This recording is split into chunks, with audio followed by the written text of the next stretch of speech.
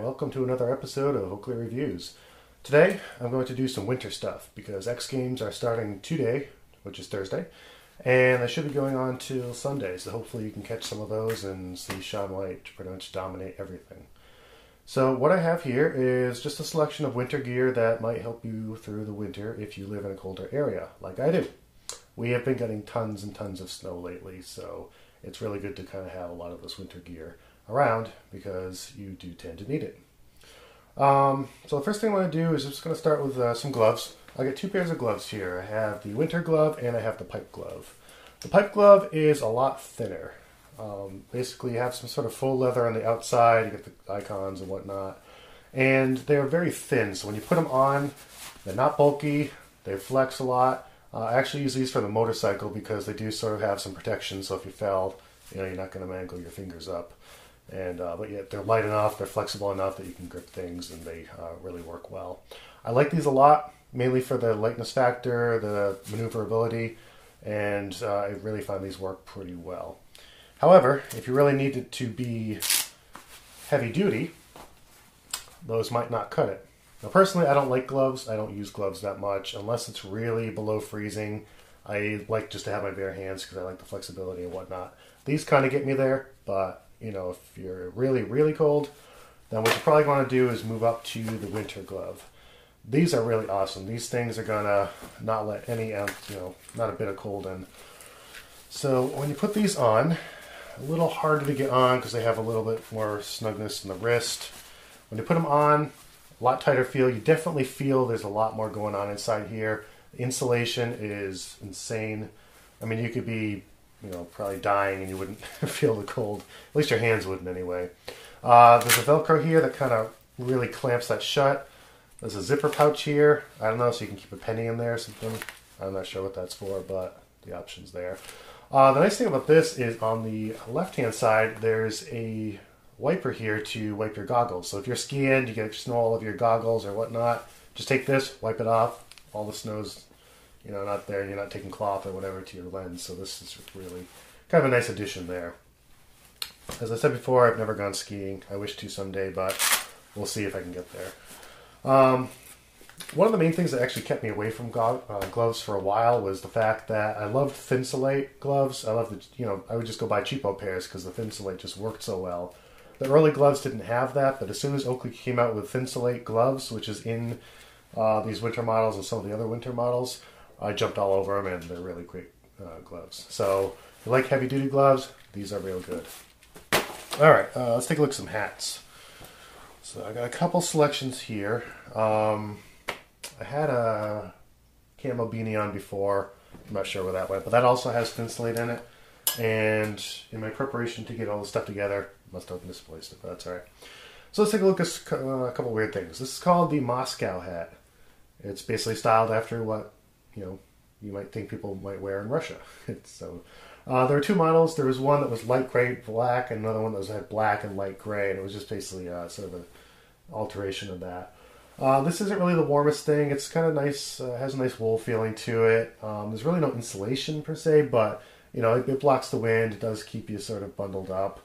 There's a sort of a strap here that will clamp down, so it keeps it on you, so it won't fall off. And I don't know. I've never really worn this out in public. I don't think I ever would, but it's I found it for a couple bucks, and I figured I might as well pick it up. So kind of a cool addition. Something I like to keep upstairs just on display, since it looks sort of cool. All right, what I have here are two balaclavas. This one's actually called the SI beanie, or the standard issue beanie. I can't imagine this being standard issue for anything, but that's what they called it. A couple things here. There's some stitching here that really doesn't serve much purpose. It's more decorative, but it kind of looks cool because it's over your mouth. There's the main icon here. And the interesting about this is that you can wear it as a balaclava, but you can also wear it just as a regular beanie. There's a button here, which you can roll up and then button it into either of these two slots depending on how high you want it. Or if you want, you can just roll it right up to your head and then just wear it like a normal beanie. So this is kind of cool. It's very light, not really good for real extreme colds, but overall, it's not too bad. Now here's the heavy-duty one. This is called the Monster Balaclava. There are currently two balaclavas being sold right now. One is the Balaclava 1 and the number 2. Neither them are these ones, but if you wanted to look for a current model, those are the two that are out there. The balaclava one, I believe, just looks similar to the SI beanie, whereas the two has like Spider-Man cutouts and looks kind of like an alien. Kind of cool. I don't know if I pick it up or not. It's like 60 bucks or so. Probably wouldn't, since I already have this one.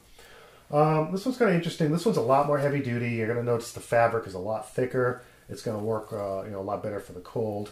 The nice thing about this is it has these two loops here, so if you have glasses on, you can put them through the loops and either have them rest on your forehead or rest right on your eyes so they won't fall off as much. So glasses go actually outside the hat, and I've tried these a bit and they work pretty well. They work really well with monster dogs because they're thick enough to fit in there, and then they have that sort of loop that will allow them to slip past the first level and then kind of stay in there, which is kind of a cool addition.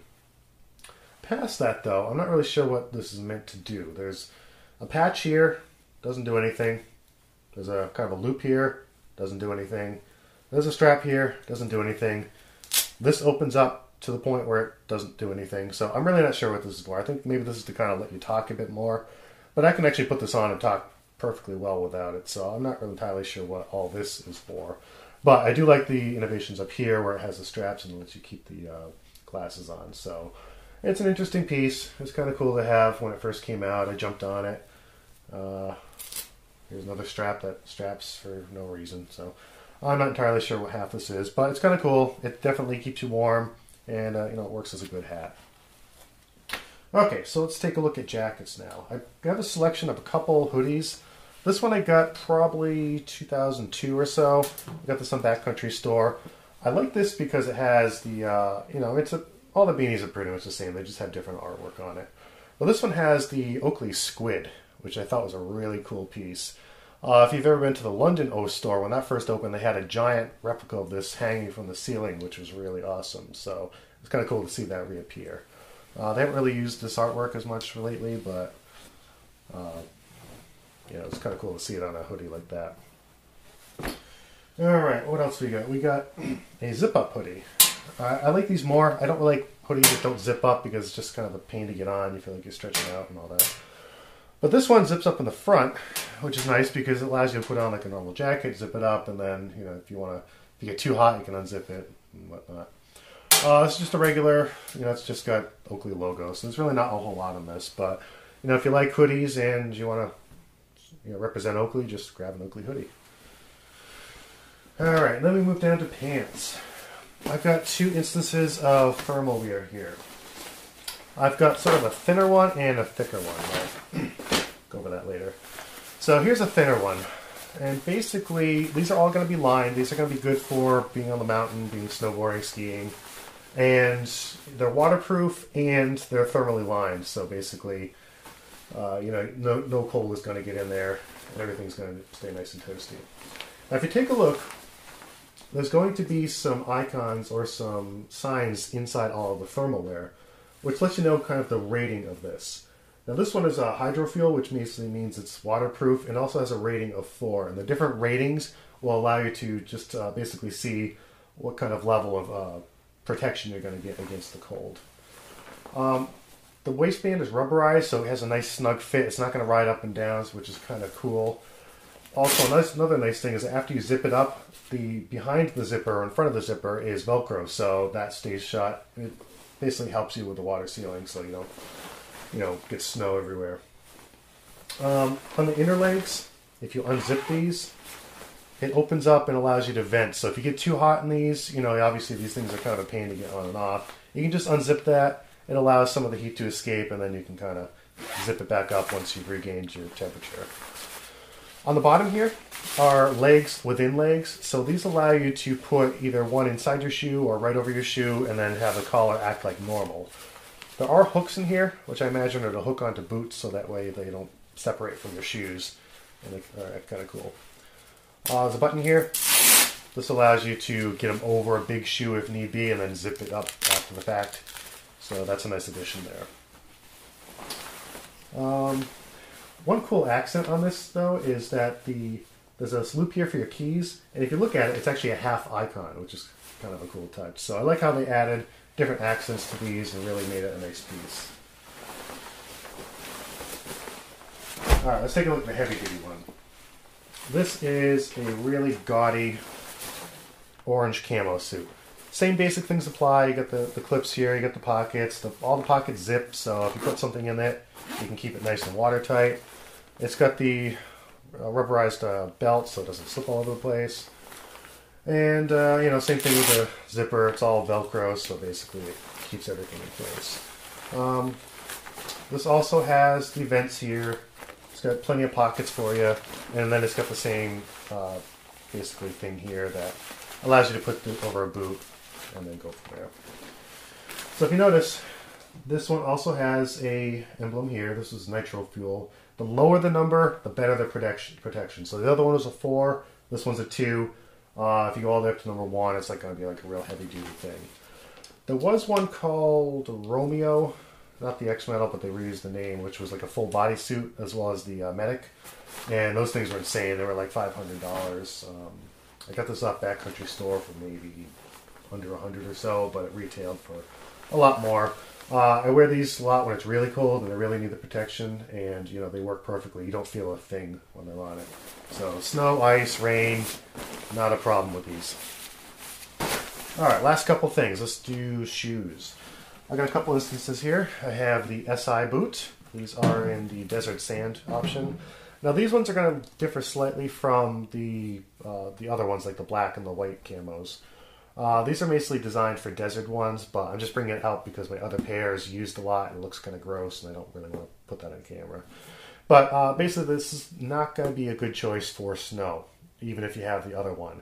These things soak up moisture like crazy. As soon as you wear them in the snow, they're going to be like a sponge. You're going to be completely wet. So what I recommend instead is the casing boot. And I wore these today because we just got a whole bunch more snow and I spent a couple hours in the driveway digging myself out. So get some sticks in there.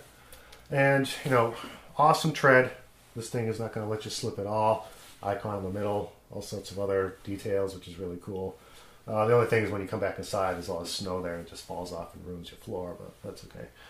One of the cool things is that all of the laces are strapped through these eyelets here. So as soon as you pull the top string, the whole thing laces up at once. So you don't have to pull this one, and slowly work your way to the top. All you do is just pull on one and everything goes. So let's just kind of give that a try here. So I'm just going to unlace this a bit more. And then when I pull the laces up here at the top, grab them wherever they are, the whole thing should lace up at once and be equally tight. I think that's a time saver, and I think every shoe should have that technology because it's just such a pain to try to pull one, get your fingers in there, pull the next one. It's nice to just be able to pull the whole top thing and have it go up.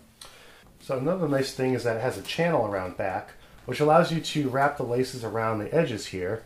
And not only does that take up some of the slack, but it allows you to pull this nice and tight and really clamp this around your ankle, which is kind of a nice feature. So I really recommend these. There's also another boot called the Gatling, which came around at the same time.